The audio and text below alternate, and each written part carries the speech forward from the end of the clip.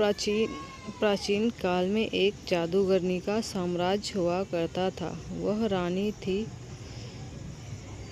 थी, वही जादूगरनी थी और वही चुड़ैल भी थी। नकीसा नाम था उस जादूगरनी का। क्रूरता के मामले में वह किसी राक्षस से कम नहीं थी। वह खुद को जवान और खूबसूरत बनाए रखने के लिए हर रोज़ एक कुमारी कन्या के खून से स्नान करती। उसके लिए प्रजा के लोग सिर्फ कीड़े मकोड़ों के समान थे, जिसे जब चाहती अपने तहखाने में सैकड़ों कुमारी लड़कियों को बंदी बनाकर रखते, जो उसका कहा ना मानने वाले पर कोड़े बरसाए जाते। जब तक नकीसा के आतंक से सारा साम्राज्य थरथरा जाता। सत्संग की इच्छा होती तब वह 2 पुरुषों का चुनाव करती और दोनों का आपस में युद्ध करवाती। जो पुरुष दूसरे पुरुष को हरा देता उसे मौत की सज़ा मिलती और जो जीत जाता उसे नकीसा एक रात का दुल्हा बनाती। रात भर उससे आनंद लेती और सुबह उस पुरुष को जलाकर मार डालती। उसके जुल्म का सिलसिला कई वर्षों तक यूं ही चलता रहा।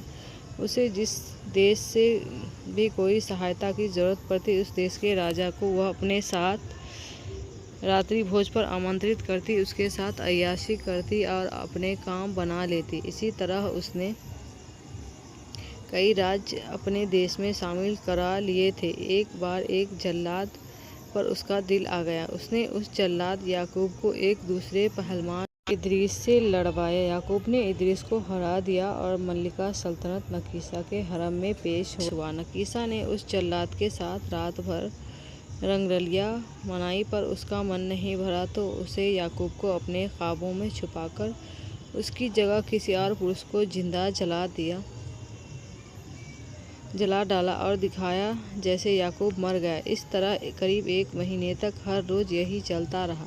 अब नकीसा ने महसूस किया कि उसे याकूब से इश्क हो गया है, तो उसने याकूब के चेहरे की खाल उतरवाकर उसका चेहरा किसी सुंदर नवयुवक के चेहरे से परिवर्तित कर दिया। याकूब को नाम दिया शहजादा हनीफ और उससे शादी रचा ली। आज तक उसने जितने भी पुरुषों को जलाया या मार डाला था, उन सबकी लाशें उठाकर ले गया, जिससे नकीसा सब गुलामों को मार दे। वहाँ सरोवर में बैठे आदमखोर मगरमच्छों ने नकीसा के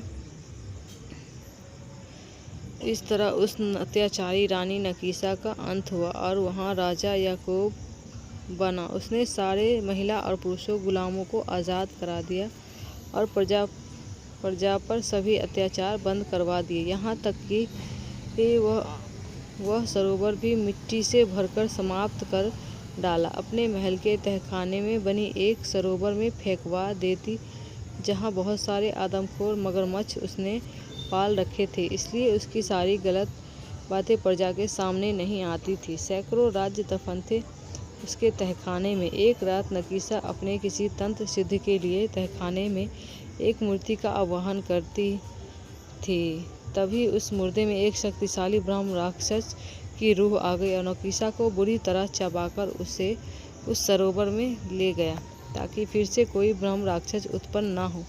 याकूब ने एक दूसरे देश की राजकुमारी से शादी की और कई वर्ष तक देश पर राज किया।